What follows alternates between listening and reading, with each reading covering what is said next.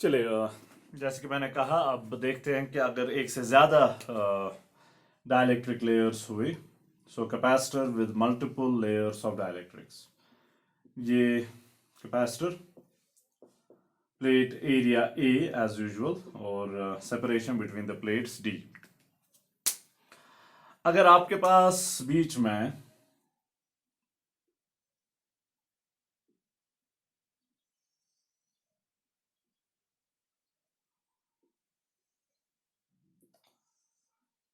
Suppose 3 layers हम लेते हैं, 3 से ज्यादा भी हो सकते हैं।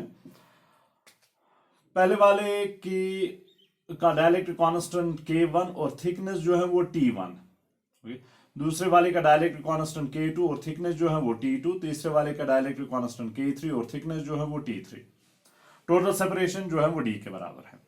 जैसे कि इससे पहले हमने देखा है कैपेसिटेंस जो है इस केस में प्लेट एरिया जो है वो सेम है as area of the dielectric sides. Capacitance जो है दैट इज एप्सिलॉन 0 ए, ऊपर वाला पार्ट तो सेम रह रहा है। Remember original capacitance is epsilon 0 A divided by D. तो ऐसे केसेस में जहां पर प्लेट एरिया जो है और डाइलेक्ट्रिक का एरिया जो है वो सेम है, तो उसमें ऊपर वाला पार्ट तो सेम रहता है, नीचे वाला पार्ट, डिस्टेंस वाला पार्ट आपको डिवाइड करके लिखना पड़ता है डिफरेंट पार्ट्स के लिए। और उसमें भी डाइलेक्ट्रिक वाले पार्ट में इफेक्टिव लेंथ लेनी पड़ती है, जो length geometrical length divided by dielectric constant है। पहले वैक्यूम वाला पार्ट, वैक्यूम वाला पार्ट जो है वो ये वाला पार्ट है और ये वाला पार्ट है। So D minus T1 T2 T3 and so on.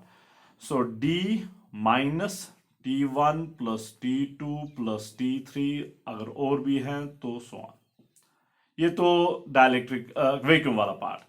फिर जाके डाइलेक्ट्रिक वाला पार्ट, उसमें T1 divided by K1 plus T2 दूसरे का divided by K2 plus T3 divided by K3 and so on. या फिर कंप्रेस करके हम ऐसे लिख सकते हैं C is equal epsilon 0 A divided by D minus summation of TI plus summation of TI divided by KI। ऐसे अगर सारी स्पेस फील्ड है विद डिफरेंट डाइलेक्ट्रिक्स, तो उसमें क्या होगा, उसमें ऑब्वियसली ये वाला पार्ट तो नहीं होगा, सिर्फ ये वाला पार्ट होगा। तो उसका मैं दिखाना चाहता हूं फॉर ए पर्टिकुलर रीजन। सो यहां पर देख लें, कोई खतरनाक बात नहीं है, सिर्फ डिस्टेंस डी को आपने पार्ट वाइज लिखना है। पहले वैक्यूम वाला पार्ट, वैक्यूम वाला part obviously total distance D minus जो ये सभी डाइलेक्ट्रिक्स मिला के हैं, D minus T1 plus T2 plus T3 plus 1। और फिर जाके डाइलेक्ट्रिक वाला पार्ट, पहले डाइलेक्ट्रिक वाले पार्ट के लिए T1 divided by K1 plus दूसरे वाले के लिए T2 डिवाइड बाई K2, तीसरे वाले के लिए T3 डिवाइड बाई K3, और अगर और भी है। अब अगर पूरी स्पेस जो है वो फिल्ड है, now this one I am showing for a particular reason.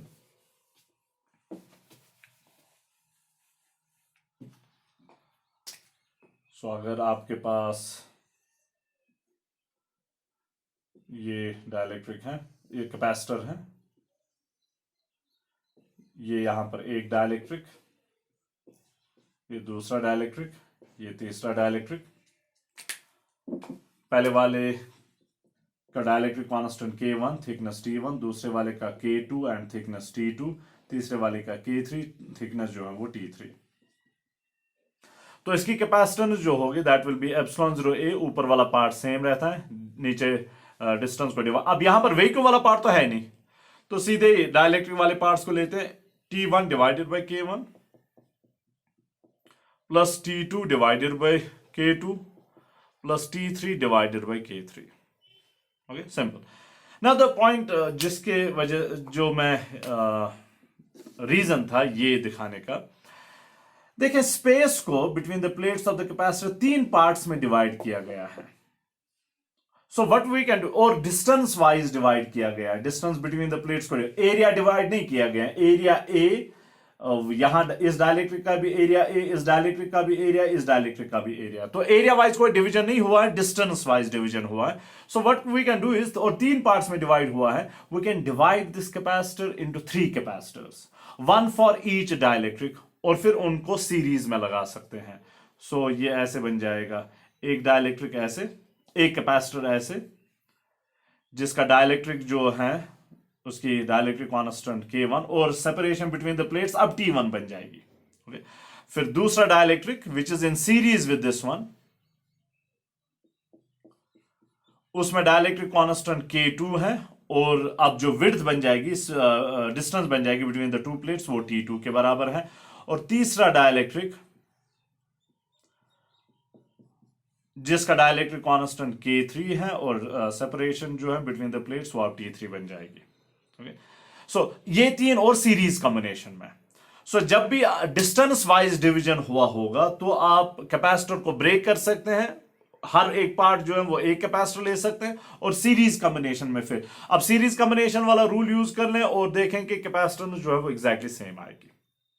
इसमें इस वाले की कैपेसिटेंस C1 जो होगा that will be K1 times epsilon 0 A divided by T1, plus इस वाले की होगी C2 is equal to K2 times epsilon 0 A divided by T2, और इस वाले की होगी C3 is equal to K3 epsilon 0 A divided by T3।